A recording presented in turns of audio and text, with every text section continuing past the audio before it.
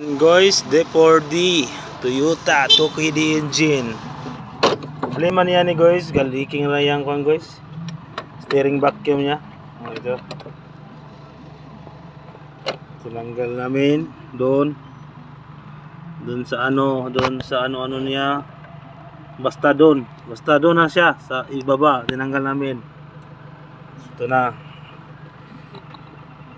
Okay, mainit pa kasi ikan pa ito dagan. Tapos isa pang problema ito guys, yung nagli-leaking, yung wheel seal niya doon sa doon sa propeller niya. Tsaka yung drain plug niya sa automatic kasi ito. Doon. Kaya kailangan tanggalin yung propeller niya guys. Tapos tinanggal na yung Loiski guys. Dinukdok na at binangag-bangag na niya para matanggal na itong propeller kasi matigas. Oh. Ayan lang guys. Oh. Toyota Fortuner po ito guys. Congratulate lang Oh. Oh. Shout out daw boss. Boss Loloiski. Uy, Oh. shout out. Oh.